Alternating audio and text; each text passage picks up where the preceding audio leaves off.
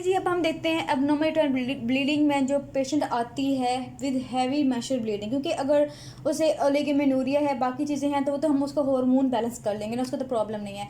लेकिन जो पेशेंट आती है हैवी मेंस्ट्रुअल ब्लीडिंग के साथ, उसकी ट्रीटमेंट क्या है? अच्छा, इसकी ट्रीटमेंट में ना हम ये नहीं देखते कि इसकी कोर्स पे डिपेंड नहीं करती ट्रीटमेंट। हम ट्रीटमेंट डिपेंड करती है उसकी रिक्वायरमेंट पे। क्या रिक्वायरमेंट? सपोज करें कि आपके पास एक फ़ीमेल आई है यंग, ठीक है, यंग एज की है, और इसके अलावा क्या करती है कि उसको मतलब वो पेशेंट जो है वो प्रिजर्व करना चाहती है अपने यूट्रस को, मतलब wishing to have more children, या अभी उसके बच्चे नहीं हुए, तो ऐसे पेशेंट के लिए, और इसके अलावा जो सर्जरी के लिए फ़िट नहीं होती कुछ पेशेंट्स, या कुछ करवाना नहीं चाहती सर्जरी, सो इन पेशेंट में जो यंग होती हैं या जिन जो फर्टिलिटी जो है अपनी रखना चाहती हैं, ऐसी पेशेंट को हम क्या करते हैं कि हम जो है इनको ड्रग की ट्रीटमेंट देते हैं, ड्रग थेरेपी देते हैं, कि हम कोशिश करते हैं कि ड्रग से ही वो ट्रीट हो जाए। क्यों? ताकि उसकी सर्जरी ना करें, उसकी यूट्रस जो है वो प्रिजर्व रहे।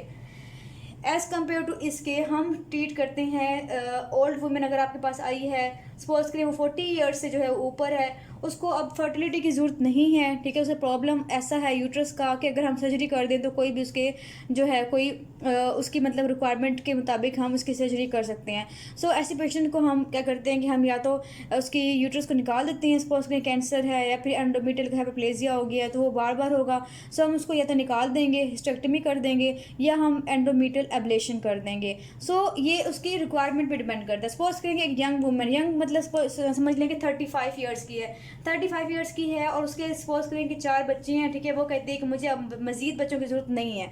सो अगर उसको फाइब्रोइड्स हैं बहुत ज़्यादा, उसका पूरे का पूरा यूट्रस जो फाइब्रोइड से भरा पड़ा है, ठीक है, फिर हम क्या करेंगे कि हम फाइब्रोइड निकाल देंगे। बहुत सी कंडीशन ऐसी भी होती हैं कि उसमें कोई और हल ही नहीं होता हिस्टेक्टमी के अलावा, तो तब तो हमें करनी पड़ती है। चलें जी, अब हम देखते हैं कि कौन कौन सी ड्रग थेरेपी हम कर सकते हैं जो कि आपके पास पेशेंट आती है एक हैवी मेंस्ट्रुअल ब्लीडिंग के साथ। सबसे पहले हमारा है लिवोनोजेस्ट्रल इंट्रायूट्राइन सिस्टम जो होता है, इसलिए क्या होता है कि ये हमारा यूट्रस के अंदर एक डिवाइस रखते हैं हम, और ये कंट्रासेप्टिव भी होता है। इसके अलावा हमने पढ़ा था कि जब हम यूज़ करते हैं डिवाइसेस तो ये मेंस्ट्रुअल इरेगुलरिटी को भी रेगुलेट करता है, ठीक है, और ठीक कर देता है, और ये 95% जो है ना वो इफेक्टिव होता है। लेकिन प्रॉब्लम क्या होती है इसके साथ, ठीक है, 95% ये क्या होता है, इफेक्टिव होती है। अच्छा, अब ये 95% इफेक्टिव है, लेकिन इसकी जो हम अचीव करते हैं, सपोज करें किसी को हैवी मेंस्ट्रुअल ब्लीडिंग है, इसको हमने ये दे दिया है, एक तो 1 साल लग जाएगा इसको ठीक होने में। सेकंड ये कि इससे क्या होगा कि 2 से 3 साल तक उसको जो है कंसेप्शन नहीं हो सकती। क्योंकि ये कॉन्ट्रासेप्टिव है तो वो कंसीव नहीं कर सकती, ठीक है। सो अगर हम इसके अलावा हम क्या दे सकते हैं, अगर ऐसी पेशेंट है जो कहती है कि मुझे नहीं करना, ठीक है, मुझे कॉन्ट्रासेप्शन यूज़ नहीं करनी, सो हम नेक्स्ट हमारी आती है एनसेड्स। तो हम एनसेड यूज़ कर सकते हैं जिसमें हमारी आती है मेफानिमिक एसिड। एनसेड जो होते हैं हमें पता है कि वो एंटी प्रोस्टाग्लैंडिन्स होते हैं, और ये हम देते होते हैं पीरियड्स के दौरान देते हैं इसको, ठीक है, और इससे क्या होगा कि इससे एक तो उसको पेन भी रिलीव होगा, और इसके अलावा जिसको हैवी मेंस्ट्रुअल ब्लीडिंग है वो भी ठीक हो जाएगी। नेक्स्ट हमारे पास है एंटी फिब्रिनोलिटिक होती है, जैसे जो कि हमारे पास है ट्रॉनिक्सामिक एसिड। ट्रॉनिक्सामिक एसिड क्या होती है कि वो जो हमने कहा था कि ऐसा होता है कि अगर लाइसोसोम इंसान ज़्यादा हो जाए या फिर फिब्रिनोलाइसिस जो है वो ज़्यादा होती है, सो हम एंटी फिब्रिनोलिटिक देंगे एजेंट, तो वो क्या होगी, उससे हमारी मेंस्ट्रुअल ब्लीडिंग कम हो जाए। कितनी % कम होती है? तकरीबन समझ लें कि इसमें जो है वो 50% कम हो जाती है ट्रॉनिक्सामिक एसिड से, और मेफानिमिक एसिड से क्या 30% कम होती है, ठीक है। इससे जो होती है वो ब्लीडिंग कम होती है 30%, और इससे जो कम होती है वो तकरीबन होती है 50%, रिड्यूस हो जाती है ब्लीडिंग। तो नेक्स्ट हमारी कंबाइंड ऑरल कंट्रासेप्टिव पिल्स। अच्छा, कंबाइंड ऑरल कंट्रासेप्टिव पिल जो होती है ये भी कंट्रासेप्शन ही करवाएंगी और रिड्यूस कराएंगी ब्लड लॉस तकरीबन बाय 50% जो है वो कम करवा देंगी। और ये क्या करवाती हैं, ये मेनली ओव्यूलेशन को इनहिबिट करती हैं, और इस तरह से क्या हो जाएगा कि हमारी शेडिंग एंडोमेट्रियम की वो नॉर्मल हो जाएगी। उसके बाद है प्रोजेस्टोजेंस, ठीक है। प्रोजेस्टोजेंस में हमें क्या देती हैं, तकरीबन नॉरएथिस्टेरोन देते हैं। नॉरएथिस्टेरोन क्या करती है, ये करवाती है सिक्योरिटी फेज इंड्यूस करवाती है। मतलब ऐसा कोई प्रॉब्लम जो कि ल्यूटल फेज में प्रॉब्लम आया है, या फिर आप समझ लें कि एन ओव्यूलेटरी साइकिल हुआ है जिसमें कॉर्पस ल्यूटम बना ही नहीं, कॉर्पस ल्यूटम नहीं बना तो प्रोजेस्टेरोन नहीं बना, वो नहीं बना तो हमने ये दे दी।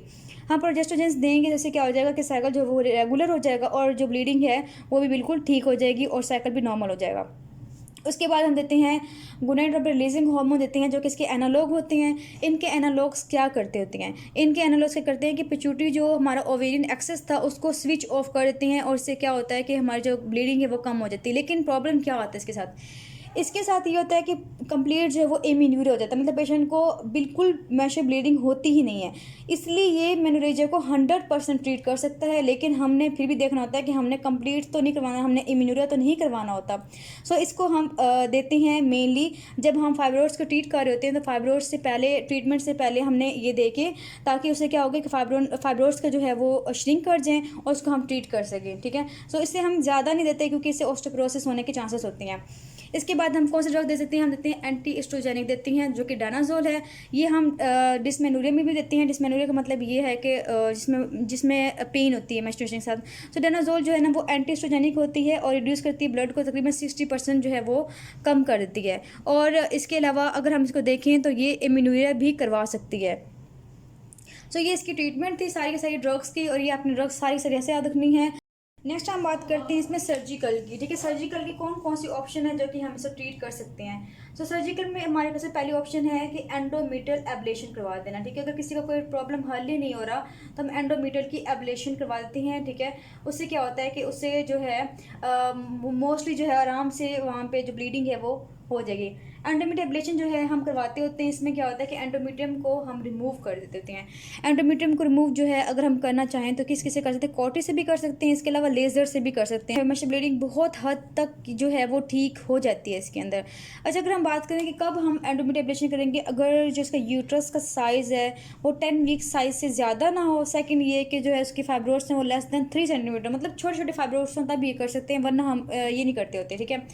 अच्छा, सेकंड क्या है कि सपोज करें अगर फाइब्रोइड ही है उसको तो हम क्या करते हैं, हम यूट्राइन आर्टरी की एम्बोलाइजेशन कर सकते हैं, मतलब उसको बंद कर सकते हैं। जैसे बंद कर देंगे जैसे न्यूट्रिशन ख़राब हो जाएगी, ठीक है, क्योंकि फाइब्रोइड्स की बहुत ज़्यादा न्यूट्रिशन उसको सप्लाई की होती है। सो अगर न्यूट्रिशन ख़त्म कर देंगे सो उसकी जो है वो श्रिंकेज हो जाएगी, ठीक है, और उससे क्या हो जाएगा, हमारा जो है वो हेवी मेंस्ट्रुअल ब्लीडिंग है वो ठीक हो जाएगी। थर्ड जो हमारा ऑप्शन होता है वो होता है मायोमेक्टमी। मायोमेक्टमी हम कब करते होते हैं, ये भी हम अगर बहुत बड़े बड़े फाइब्रोइड्स हैं, बहुत लार्ज कर गया यूट्रस को, तब हम मायोमेक्टमी करते होते हैं।